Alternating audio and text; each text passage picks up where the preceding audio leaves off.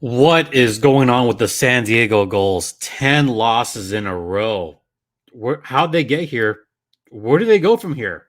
We'll talk about all of that on this edition of Locked on Anaheim Ducks, part of the Locked on Podcast Network. Ay, ay, ay.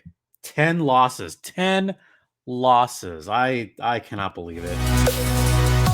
You're Locked on Ducks, your daily podcast on the Anaheim Ducks, part of the Locked on Podcast Network, your team every day.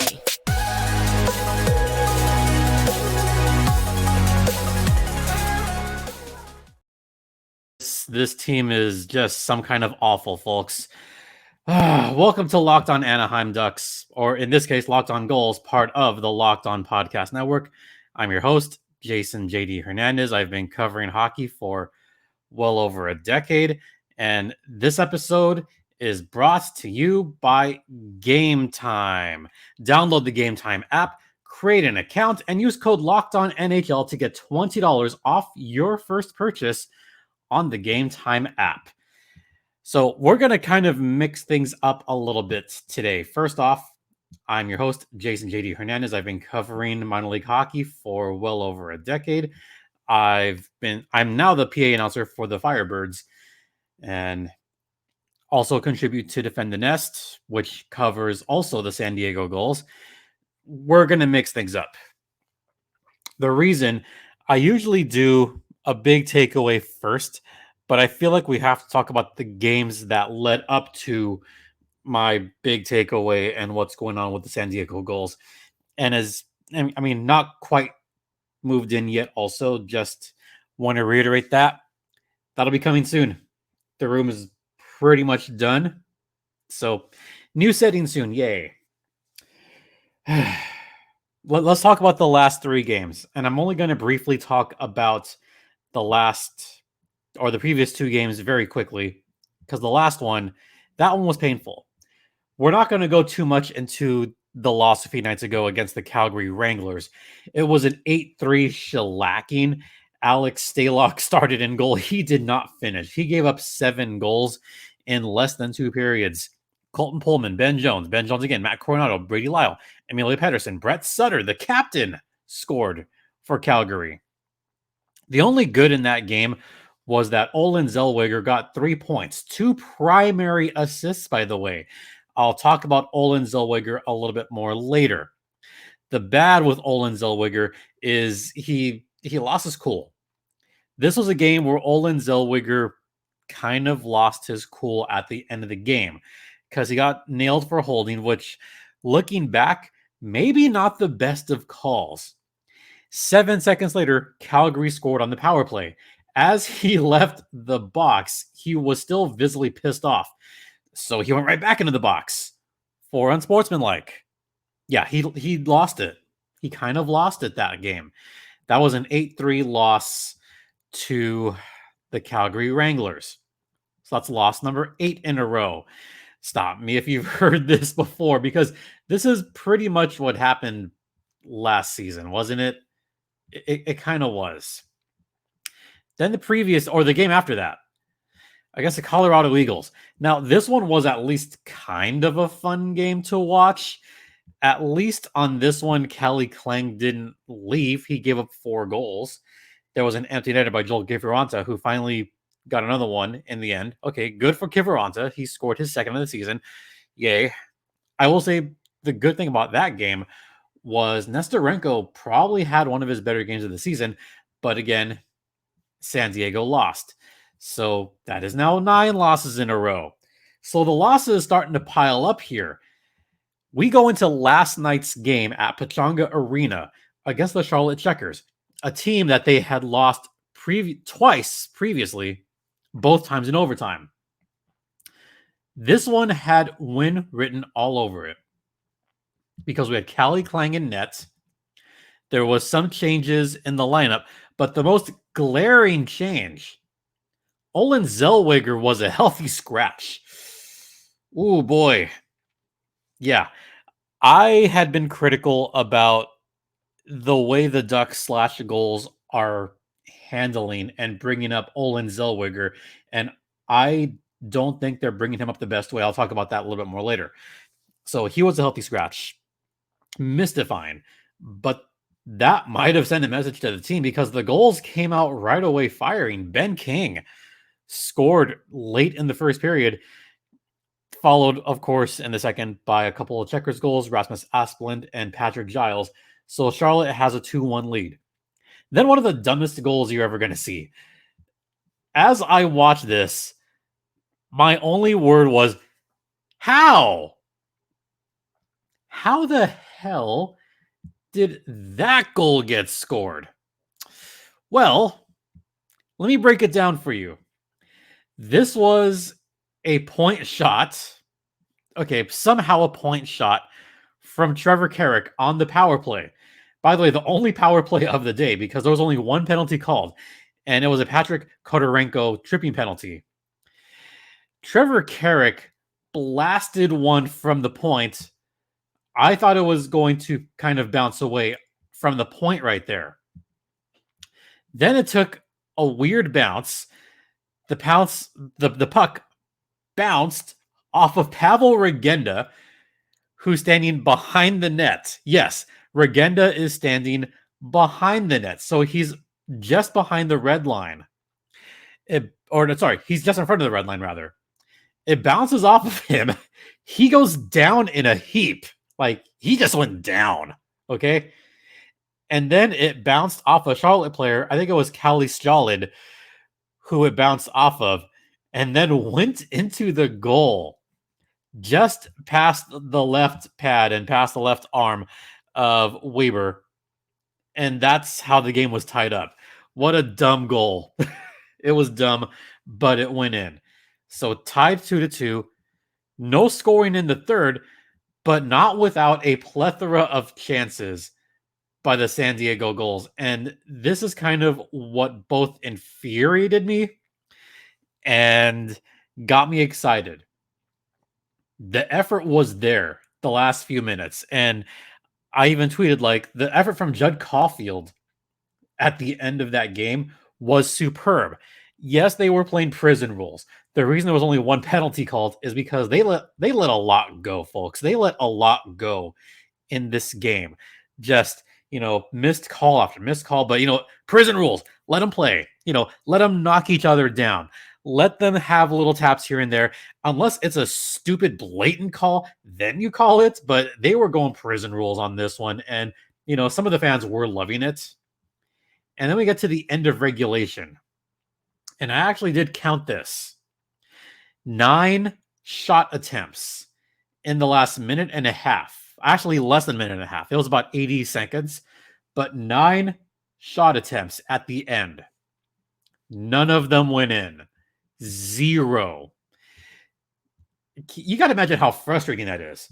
Because there were 4 shots on goal. There was like 1 or 2 blocks and a couple of bad misses. One of them looked like it could have been a goal and just didn't go in. So it was partially frustrating because how do you get that many chances and not get one in? It was partially bad offense, but partially the goals were snake bitten at the end of regulation. So we go to overtime and I'll cut to the chase. Charlotte won in overtime again. This is the third time these two teams have met. All 3 times, Charlotte has won in sudden death overtime. Oh, look who scored the goal. Patrick Kodorenko for Charlotte, who did get the penalty early on that resulted in the Gulls' power play goal. He got the game winner. San Diego got slightly lazy at the very end there.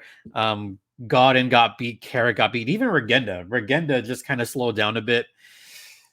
It was bad. So final score 3-2 in overtime. And that is now 10 losses in a row. 10 in a row. How did we get here? How did the Gulls get to 10 losses in a row? We'll talk about that on the other side. Now, a brief word from Gametime. That is right. The Gametime app is probably one of my favorite apps that I use because I use it to get a plethora of sports tickets including cheap last-minute tickets for whatever team you want. I've gotten dollar tickets for the Angels. I've gotten cheap tickets for the Dodgers. That's one of the best ticket buying experiences I've had on any app.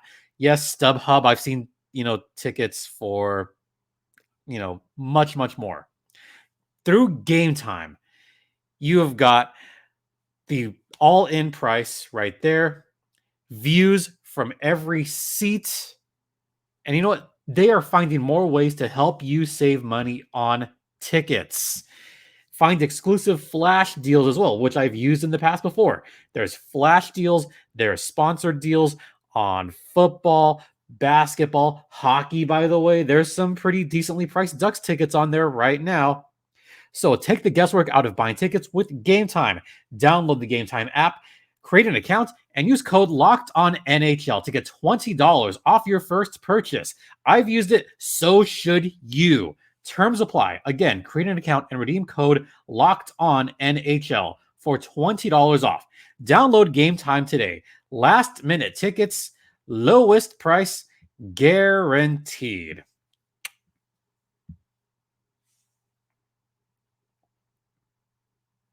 Welcome back to Locked On Gulls, which is under the umbrella of Locked On Anaheim Ducks and part of the Locked On Podcast Network. Once again, you're here with Jason JD Hernandez. How did the Gulls get here? 10 losses in a row. You know what's funny is they got those 2 losses or those 2 wins at the start of the season, and I was getting excited, like, hey, like this is a change. The Gulls are off to a hot start. Maybe this is the turnaround. Oy, how wrong I was. We are now at 10 in a row. So here's one way how the Gulls got here. There has been a weird mishmash of line changes that have taken place throughout these 10 losses. We've seen certain guys getting healthy scratched. Olin Zellweger getting scratched again on this last game. And I get it because Zellweger has been frustrated and he's now been visibly showing his frustration. Even though he had a 3-point night the other night, for whatever reason, Matt McIlvaine decided, no, you know what? I got to pull him. Like, he's getting frustrated. And I think how we got here is the players, the young guys, are just getting frustrated and are not handling this perhaps the best way. You have to understand, this is a young team. These are all the highly touted prospects that were seen as, oh, they're going to take the Gulls to the next level. They're going to eventually make the Anaheim Ducks. They're going to succeed in Anaheim. Look, I totally get that. Were the Ducks prospects maybe ranked too high? I still believe not. I still believe in these prospects. But look at all the young guys that are on this team. Drew Hellison is still young. Tyson Hines, Jacob Perreault. By the way, Braden Tracy's also been hurt. So that's one way how they got there. One of the biggest ways that San Diego has gotten here is because they have not had the services of their captain, Chase DeLeo. Let's revert back to last season. Last season, Chase DeLeo missed about 2/3 of the season. He was out for all that time, and the Gulls struggled without their captain. It was only when he came back that the Gulls were about competent. In games where Chase DeLeo played, they were hovering around 500. So they were a better team with Chase DeLeo. And we're seeing it again this season. I know I shouldn't say that one player can or cannot make a difference, but in this case, I do think that one player truly can make a difference. And Chase DeLeo is kind of the partial glue that holds the team together. And I think this happens more in the AHL than it does in the NHL, because in the AHL, you have a mixture of veterans, but you also have a lot of prospects, a lot of draft picks, a lot of guys that are coming up that are trying to make it to the NHL. And most of the time, whoever winds up being the captain of an AHL team has played in the NHL. Brett Sutter, he's had NHL experience. Max McCormick for Coachella Valley, he's had NHL experience. TJ Tynan for the Ontario Reign, he's had NHL experience. Chase DeLeo, he's had NHL experience with the Anaheim Ducks. So these guys knows kind of what it takes to get to the NHL. And without having that guidance, I think it hurts the rest of the team. So that's a big, big way how the Gulls got to 10 losses. They've also been a little bit snake bitten. They've especially been snake bitten against the Charlotte Checkers. And I think that's another big way how the Gulls got there. Those 3 losses against Charlotte, those games were all winnable games. The game yesterday, the Gulls could have won in the last few minutes of regulation and were a little bit snake bitten. They just could not get the puck in the back of the net. Part of it's good defense by Charlotte. Part of it is puck luck. There was just some weird crap going on with that puck. It was bouncing in weird spots. So that's another way how they lost that game. But also, and I think the most frustrating part about how the Gulls got here, they're not holding leads. Anytime the Gulls have had a lead late in a game, they have found some way to blow it in the end. I'm going to go all the way back, and I'm going way back here to the start of the streak. Remember when the Gulls were playing the Ontario Reign, and it looked like they were going to have a good chance against Ontario? They even had a shorthanded goal on their Reign, and it looked like they were going to tie the game late, but were snake bitten there. That one, I would consider that one a bad loss. The game against Tucson, I would certainly consider that a bad loss because San Diego was right there on that game as well. The game where they lost the lead with 3 seconds left in Charlotte. That might have been the most frustrating one because San Diego could have ended the streak right there and then, and they had that game won, and they did not win that game, and it's still frustrating to even talk about that. So that's kind of how they got there. They've gotten there by bad luck, by not holding leads, by their captain missing, and by weird lines and maybe not optimal lineups for the San Diego Gulls. I don't think there's going to be any change going on right now because this is the American Hockey League. You know, coaches tend to stick around for the whole season. It's a little more rare in the AHL that a coach gets the axe in the middle of the season. But when those losses start piling up like this, I got to think that Matt McIlvaine is a little bit in the hot seat right now because what's coming up for San Diego is going to be tough, which begs the next question. Where do the Gulls go from here? How do they move forward? Well, I'll give you my thoughts on that after this brief intermission. Stay locked in, folks. Now let's talk about FanDuel.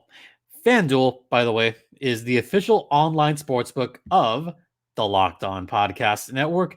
Score this season with FanDuel, America's #1 sportsbook. #1.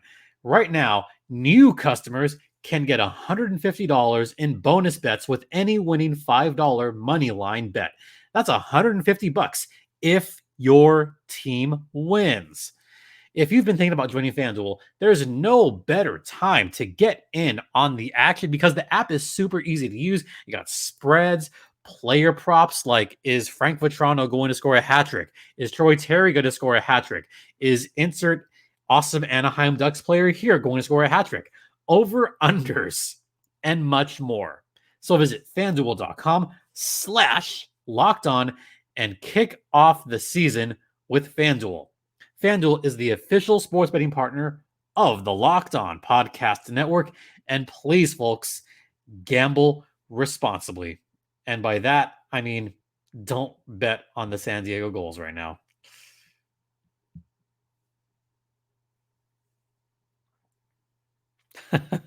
I feel so bad saying that, folks, but welcome back to Locked On Anaheim Ducks. Well, it's Goals Thursday, so it's Locked On Goals. Once again, part of the Locked On Podcast Network. Once again, you're locked in with Jason JD Hernandez. Yeah, let's talk about where the Goals go from here. Where do they go? Well, first, let's look at the upcoming schedule, and then I'll talk about where they can possibly go from here. Upcoming schedule. They have Charlotte again.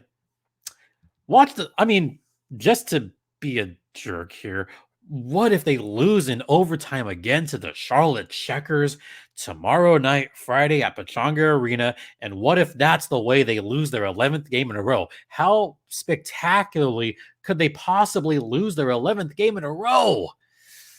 Yeah, I hate being pessimistic, but watch that happen. But there is hope. They got San Jose on Tuesday. Then they got Chicago for 2 games on Thanksgiving weekend. If they don't win all 3 of those games, if they don't beat San Jose and Chicago twice, then I would say there is something very wrong, because San Jose, Chicago, they're both way down there in the standings. In fact, looking at the standings, San Jose is out of the playoffs right now. They're 3-5-3. They've only got 9 points themselves. Chicago, they're 2-7-1. They're the only team in the AHL with a worse record than the San Diego Gulls. So we're going to have a matchup of futility over Thanksgiving weekend. God, I hate saying it in those terms, but I have to call a spade because that's exactly what we're going to have. We're going to have the 2 worst teams in the AHL playing each other at Pechanga Arena Thanksgiving weekend. But I think this is their best chance to perhaps try to turn things around. This is their chance. So where they go from here, beat the lesser teams.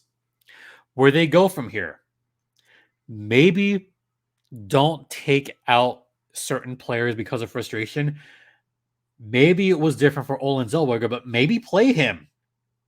Z's had a pretty solid season so far. Of course, Braden Tracy being healthy, that's important. Chase DeLeo, whenever he comes back, that's going to be important as well. But you've got to look at the personnel you're putting out on the ice and, maybe really shake things up and completely change the lineup. Completely change the lineup. How would you feel about having Pasta in the lineup with a bit more regularity? I think I would like to see Pastujov get in the lineup a little bit more than he has been recently. I would say also maybe put this is going to be tough. Maybe put Zellweger in the 3rd line if you're going to, I don't want to say punish him, but if you're going to put him in a lesser role, then at least put him in the 3rd line. I know you're going to have maybe Hines in there, or Hines out, or Hellison out, or White or Haig out. It is a little bit tough. Carrick's been fine. Luneau had his games. He's done well. Drew Hellison has been fine. I think Zellweger has been good. In the grand scheme of things, he's been good. And maybe, just maybe, completely change around the lines. That top line of Nestorenko, Agazino, and King has been pretty good. Maybe switch it up. Maybe don't put Regenda with Godin and Perreault. Maybe really play with your lines here. Maybe try Pavel Regenda with Judd Caulfield. Because I think that line, like those two, can put up some big numbers. And I would say out of everyone else on right wing that I think has the intensity level, I think Judd Caulfield has had maybe the best intensity level out of all those other wingers. King's been solid. Perreault's been solid. But Caulfield, maybe reward him by moving him up a little bit. Maybe you put Godin up in the first line because Godin's been pretty solid. Maybe just completely move things around. How about having a line maybe of, I don't know, maybe Ooh, let's try Regenda Agazino Caulfield. We have not seen that line at all this season, but maybe this is the time to just throw crap at the wall and see what sticks. You know, really, really try something completely BS crazy here. So that's one way they could go. And I hate to say this about Alex Stalock, but he's not been solid at all this season. In fact, Stalock has been downright awful. His save percentage last time I looked was about 870. His goals against is about 4.5. Actually, yeah. So goals against, well over 4 goals a game. Save percentage about 870. That is not good in any level. So maybe you start Cali Klang a little bit more often than you have. That might be the only solution to try to right the ship. And another place that they can go from here, it is early in the season. We're only 12 out of 72 games in. Let me repeat that. 12 out of 72 games. I'm not saying the season's over. I'm not saying all hope is lost, but I'm also not saying that there's hope either. I'm saying there's a chance. I'm trying to stay at least a little bit positive about this because with the right personnel, they can possibly succeed. And if they can get 3 wins in a row against San Jose, Chicago, then maybe that'll help their momentum. That'll help their attitudes a little bit. And maybe we could see something kind of build a little bit and see the young guys really flourish. So that's kind of my hope. That's where I hope the Gulls go from here. Realistically, it's not looking too good, folks. I mean, this could be another lost season very early, but they do have a chance. They have a chance to right the ship, but it has got to happen fast.